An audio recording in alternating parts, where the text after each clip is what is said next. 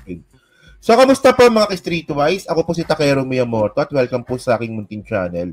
So, mga kababayan, ngayon pa lang po, no, meron na pong plano na si Sara Duterte po ay tumakbo bilang presidente sa 2028. Tulad nga sinasabi nga natin kanina, kung si PBBM nga po, napaka-presentable pong iharap sa ibang bansa, naisip ko na po talaga, paano pa kayo pag si Sara pa yung naging presidente? Especially mga kababayan, no, ito po yung ano niya, ito yung interview niya kahapon, no? Sabi niya kanina, sabi niya pala dito, okay, former President Rodrigo Duterte hopes that he will be free by the time Vice President Sara Duterte decides to seek the presidency. Okay. Hindi ewan ko lang So sabi po ni Digong, sana daw po, nasalaya na raw po siya kung naisipan na raw po ni Sara na tumakbo bilang presidente na 2028. So, wag mong isipin, Digong, kung nakalaya ka na nun. Isipin mo muna kung buhay ka pa nun. Ewan ko dito kay Digong no? Iniisip niya kagad, sana nakalaya na ako noon pag si Sara tumakbong presidente. Huwag mong isipin yun. Isipin mo sana kung buhay ka pa. Kasi mukhang mukhang gusto ka nang patayin ng mga DDS Di ba? Tingnan niyo si Bongo, sabi ni Bongo, kapag may nangyari diyan kay Digong, magkakagulo. Sabi ni Robin Padilla, ganun din. Pag may nangyaring masama diyan kay Digong, magkakagulo. Sabi ng asawa ni Digong na si Elizabeth, si Digong daw po nangangayayat na butot balat na. So kung sino nila patayin? Di ba? Huwag ganun. Langya kayo kung sige napatayin si Digong. Oh. Sabi pa dito, this was shared by Vice President during a chance interview with supporters outside the Schravengen prison in Dahig. Tama ba? I-pronounce ko. Dahig, Netherlands, where her father has been detained since he was extradited in March. No? So ngayon, ito yung video ni Sara. Sabi niya, So tatakbo daw pong presidente si Sara. Ito niyo to.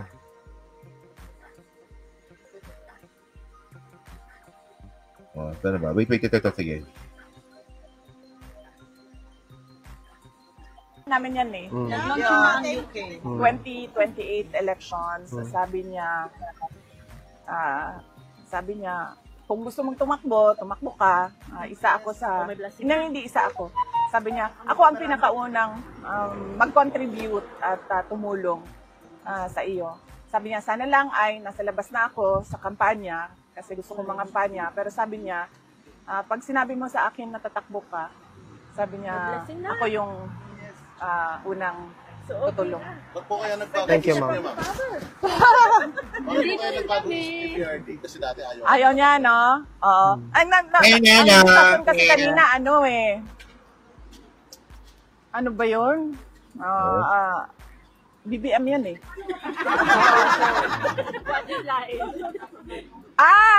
sabi niya, Marcos daw tatakbo.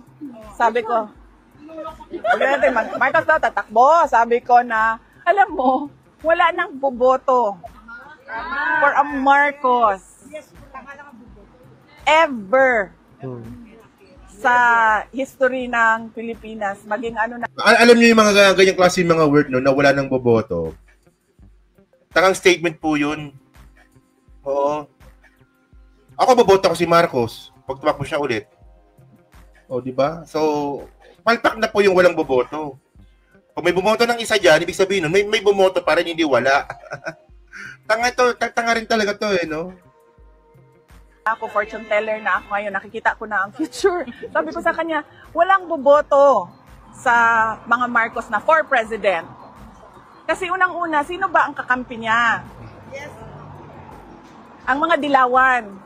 Ang mga dilawan, pagdating sa election, pagdating sa selection, pipiliin nila dilaw. Hindi yan pipili ng Marcos. Sabi ko, sino pang kasama niya ngayon, kaalyado niya ngayon, Makabayan. Sabi ko, kung ang Makabayan pipili, Tanga rin no? Kailan naging kaalyado ni PBBM yung Makabayan? Hindi ko talaga makuha yung point, no? Yung mga dilawan, posible. Yung mga pink, posible. At malaki yung chance. Di ba? Nauso na nga yung word na unipink ngayon So, sa kanila problema yun. Oh. So ngayon mga kababayan, no, wait yung makipag-meeting din si Digong kay Sara at Lucifer. Teka ngayon mga kababayan, no, diyan pa sa nanonood sa akin ngayon, sino ang mas maayos kausap? Mga Dilawan, mga Pink o mga DDS? Hindi seryosong tanong to. Ako mga babae, marami po akong mga kaibigan mga Dilawan ngayon, mga Pink. Marami.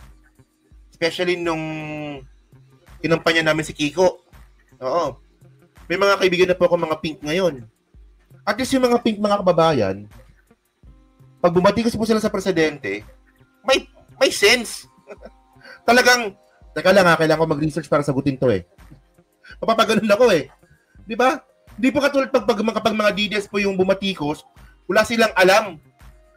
Di ba kundi, bangag, di satanas, adik, perpolikel, walang sense naman, Diyos ko naman. Hindi nga, seryoso. Ako kaya ko makapag-usap sa mga Pink. Kaya ko makapag-debate sa mga Pink, sa mga Dilawan, ng maayos. Na kahit ako, may matututunan ako sa kanila. At ako, naniniwala din naman ako na sila din, may matututunan din sila sa atin. Pero pag DDS po kausap ninyo, wala po kayong makamaintindihan. Wala po kayong matututunan. Kasi ang alam lang talaga nila, di ba, Duterte supporter sila, DDS sila, tama man o mali. Wala nang tama't mali sa kanila. Bugok, men. Bugok. Ang tatanga ng mga DDS talaga. Ang tatanga. Nila lang give up yung kanilang money-making filosofiya na na gusto nilang pabagsakin yung administrasyon at gusto nila sila yung i-install na gobyerno. Ini-install pa. Ini-install pala yung gobyerno. Ini-install pala. So, i-download mo muna. Tapos, i-install mo. Tapos, ihintayin mo. Tapos, kakapicrack mo. Okay. Ini-install pala yung gobyerno.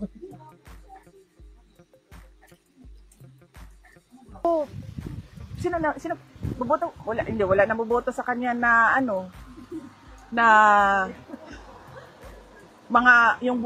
ako bumoto ako sa kanya noong 2022. Nagmahay na ko.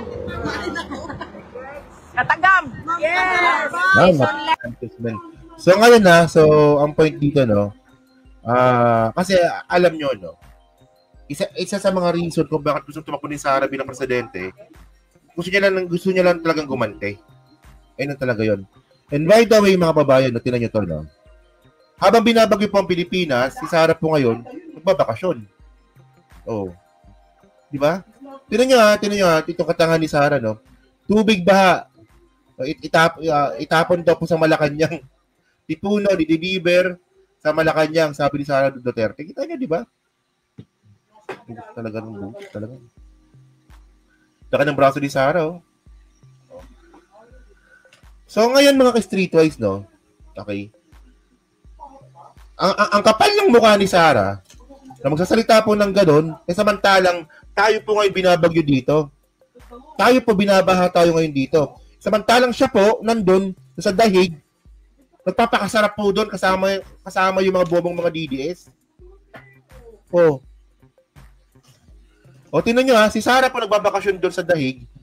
Samantalang, tingnan nyo, yung tingog po tsaka si Martin Romualdez na Office of the House Speaker, naglabas po ng 360 million na AKAP funds for typhoon and relief, So, the Office of the Leyte, First District, Martin Romualdez, and Tingog Party List have set aside 360 million in ayuda para sa kapos ng kita, So, naglabas na po ng 360 million pesos, So, tumulong po.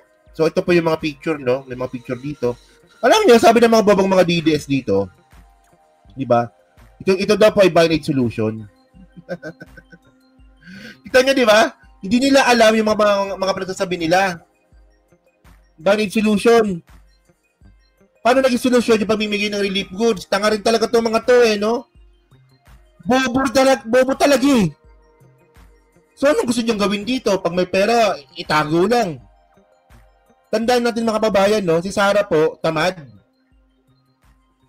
Meron pong pera allocated para sa pampagawa po ng classroom, hindi niya ginastos.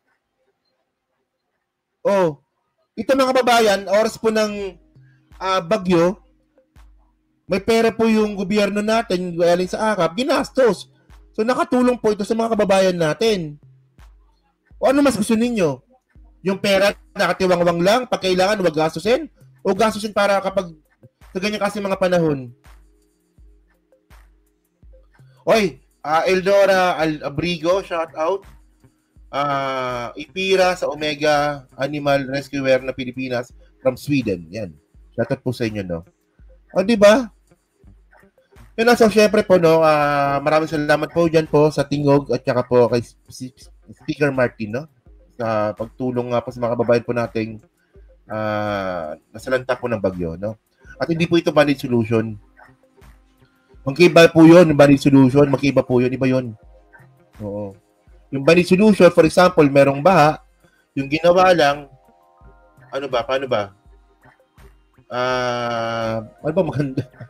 Tinakpan lang yung drainage, ganun. Nadaan dapat, linisin yung ilalim. Parang ganun yung band solution, magkiba po yun. So, meron siyang ghost student. Di ba, ang daming kalakuhan ni Sara, may ghost student pa. Diba? Tapos, napanisan pa ng pagkain. Oh. So, yun na kababayan. So, kayo po, no? Ano po masasabi niyo nga po dito? Si Sara, lumalak po talaga bilang presidente sa 2028. Boto nyo ba? So, yun na. So, comment na po sa baba. Binabasa ko pong lahat yan. Siyempre, dyan sa team replay. Palagi pa subscribe. Makalabisan pa share na po ng video po na to. Okay? So,